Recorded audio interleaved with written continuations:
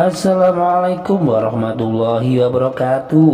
Selamat datang kembali di channel Bibi Cerita, yang mana akan menyajikan beberapa cerita kocak.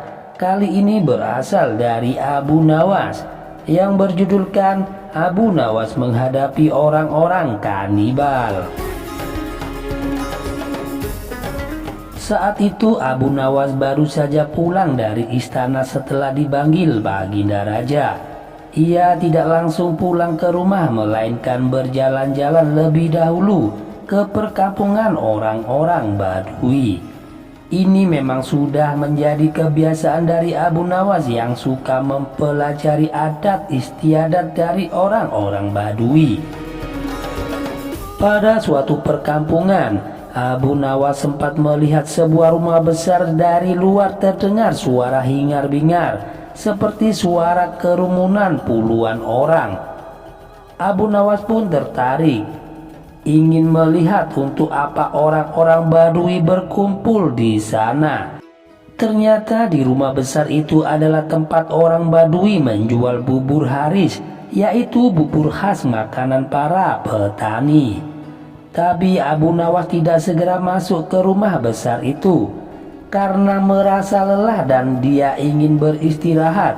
Maka ia terus berjalan ke arah pinggiran desa. Abu Nawas beristirahat di bawah sebatang pohon rindang.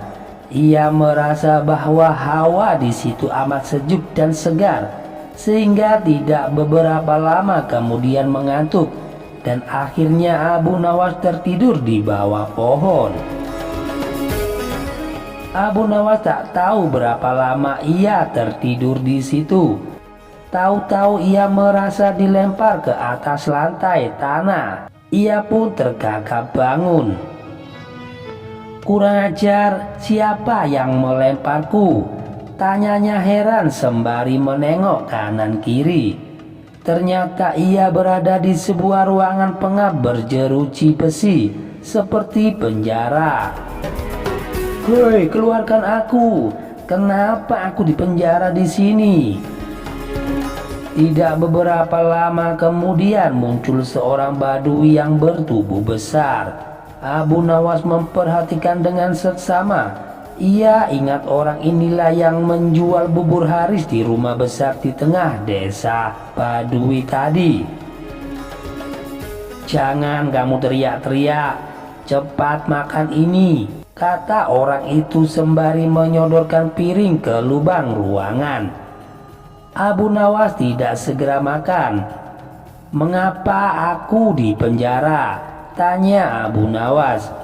"Kau akan kami sembelih dan akan kami jadikan campuran bubur haris," jawab orang itu. "Apa? Jadi yang kau jual di tengah desa itu bubur manusia?" tanya Abu Nawas. "Tepat sekali, itulah makanan favorit kesukaan kami." "Kami? Jadi kalian sekampung ini suka makan daging manusia?" tanya Abu Nawas. "Iya, termasuk dagingmu, sebab besok pagi kau akan kami sembelih." "Sejak kapan kalian makan daging manusia?" tanya Abu Nawas. "Sejak lama lah, setidaknya sebulan sekali kami makan daging manusia," jawab orang itu. "Dari mana saja kalian mendapatkan daging manusia?" tanya Abu Nawas penasaran. "Kami tidak mencari kemana-mana, hanya setiap kali ada orang yang masuk atau lewat di desa kami pasti akan kami tangkap, dan akhirnya kami sembelih untuk dijadikan bubur." Abu Nawas terdiam sejenak. Ia berpikir keras bagaimana caranya bisa meloloskan diri dari bahaya maut ini. Ia pun merasa heran kenapa Baginda Raja tidak mengetahui bahwa di wilayah kekuasaannya ada kanibalisme, atau ada manusia makan manusia. Barangkali para menteri hanya melaporkan hal yang baik-baik saja. Mereka tidak mau bekerja keras untuk memeriksa keadaan penduduk, pikir Abu Nawas. Baginda harus mengetahui hal seperti ini secara langsung. Kalau perlu, biar dia tahu. Setelah memberi makan berubah bubur, Badui itu meninggalkan Abu Nawas. Abu Nawas tentu saja tidak berani makan bubur itu. Jangan-jangan bubur itu bubur dari daging manusia. Ia menahan lapar semalaman dan tak bisa tidur. Tubuhnya yang kurus makin nampak kurus. Esok harinya Badui itu datang lagi. "Bersiaplah, sebentar lagi kau akan mati," kata Badui itu.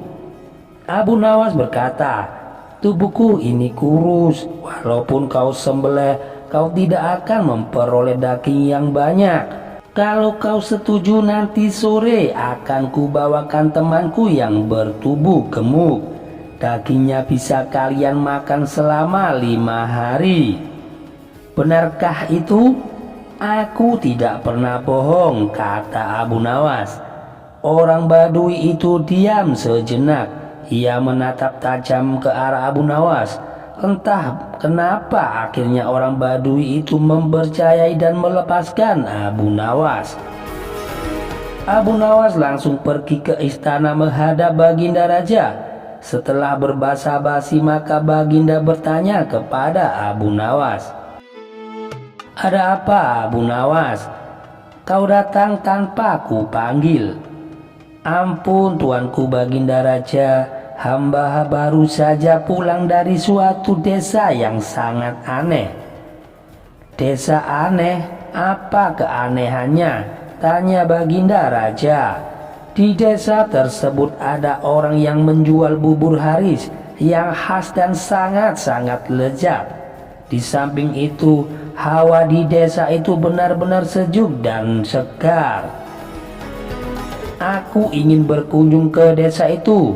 Pengawal, siapkan pasukan," kata Baginda Raja. "Ampun tuanku, janganlah engkau membawa-bawa pengawal. Tuanku harus menyamar jadi orang biasa," kata Abu Nawas. "Tapi ini demi keselamatanku sebagai seorang raja, Abu Nawas," kata Baginda Raja. "Ampun tuanku, jika bawa-bawa tentara maka orang sedesa akan ketakutan, dan tuanku takkan dapat melihat orang menjual bubur yang khas itu," kata Abu Nawas meneruskan. "Baiklah, kapan kita berangkat?" "Sekarang juga tuanku, supaya nanti sore kita sudah datang di perkampungan itu." Demikianlah Baginda dengan menyamar sebagai orang yang biasa dan mengikuti Abu Nawas ke perkampungan orang-orang Badui yang kanibal. Abu Nawas mengajak Baginda Raja masuk ke rumah besar, tempat orang-orang makan bubur. Di sana mereka membeli bubur. Baginda memakan bubur itu dengan lahapnya.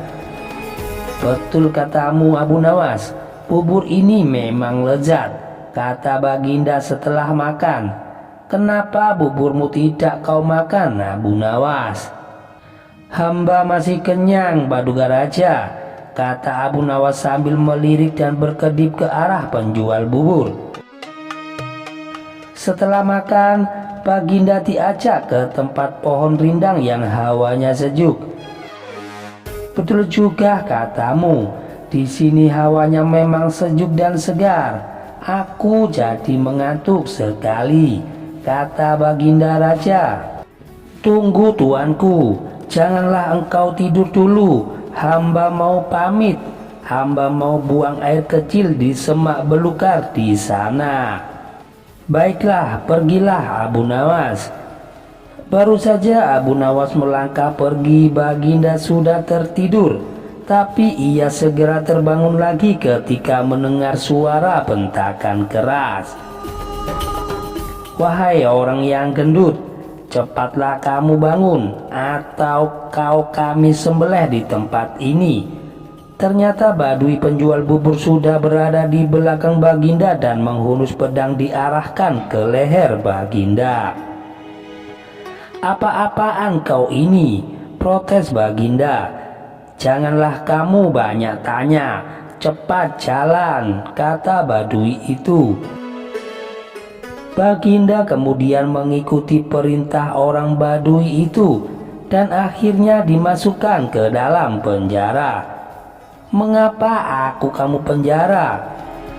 "Besok kau akan kami sembelih, dagingmu akan kami campur dengan tepung gandum dan jadilah bubur haris yang terkenal lezat," kata Badui itu sambil tertawa. "Astaga naga, jadi yang ku makan tadi," ucap Baginda Raja. "Betul, kau telah memakan bubur kami, bubur manusia." Dan Baginda mulai muntah-muntah, tetapi tidak bisa. "Sekarang kamu cepatlah tidur, berdoalah sebab besok kau akan mati." "Tunggu," kata Baginda. "Mau apa lagi?" "Berapa penghasilanmu sehari dari menjual bubur itu?" tanya Baginda Raja. 50 dirham. "Alah, cuma segitu?" "Iya, aku bisa memberimu 500 dirham hanya dengan menjual topi," ucap Baginda Raja. "Ah, masa?" kata Badui itu. "Sekarang berikan aku bahan kain untuk membuat topi. Besok pagi boleh kalian mencoba menjual topi buatanku itu ke pasar. Hasilnya boleh kau miliki semua." Badui itu ragu. Ia berbalik melangkah pergi, tapi tak lama kemudian kembali lagi dengan bahan-bahan untuk membuat topi. Esok paginya Baginda menyerahkan sebuah topi yang bagus kepada si Badui. Baginda berpesan, "Juallah topi ini kepada Menteri Farhan di istana Baghdad." Badui itu kemudian menuruti saran dari Baginda Raja. Menteri Farhan terkejut saat melihat seorang Badui datang menemuinya. "Mau apa kau?" tanya Farhan. "Menjual topi ini, tuanku," kata Badui itu. Farhan melirik. Topi itu memang bagus. Ia mencoba memeriksanya dan alangkah terkejutnya ketika melihat hiasan berupa huruf-huruf yang maknanya adalah surat dari Baginda yang ditunjukkan kepada dirinya. "Berapa harga topi ini?" tanya Farhan. 500 dirham, tak boleh kurang," jawab si Badui. "Baiklah, aku beli topi ini." Badui itu langsung pulang dengan wajah yang ceria. Sama sekali ia tidak tahu jika Farhan telah mengutus seorang prajurit untuk mengikuti langkahnya. Siangnya prajurit itu datang lagi ke istana dengan melaporkan lokasi perkampungan si penjual bubur. Farhan cepat bertindak sesuai pesan di surat Baginda Raja. 1000 orang tentara bersenjata lengkap dibawa ke perkampungan. Semua orang Badui di kampung itu ditangkapi, sementara Baginda berhasil diselamatkan. "Untung kau bertindak cepat, Farhan. Terlambat sedikit saja aku sudah menjadi bubur," kata Baginda kepada Farhan. "Semua ini gara-gara Abu Nawas," kata Farhan. "Benar. Tapi ini juga salahmu. Kau tak pernah memeriksa perkampungan ini bahwa penghuninya adalah orang-orang yang kanibal. Bagaimanapun Abu Nawas juga harus dihukum." "Iya, itu pasti," kata Baginda Raja. "Hukuman mati," sahut Farhan. "Hukuman mati? Ya, kita coba apakah dia bisa meloloskan diri," sahut Baginda Raja. Demikian cerita dari Abu Nawas ini bisa saya sajikan. Jangan lupa untuk dukung channel kami agar berkembang ke depannya dengan cara menekan tombol like dan subscribe. Wassalamualaikum warahmatullahi wabarakatuh.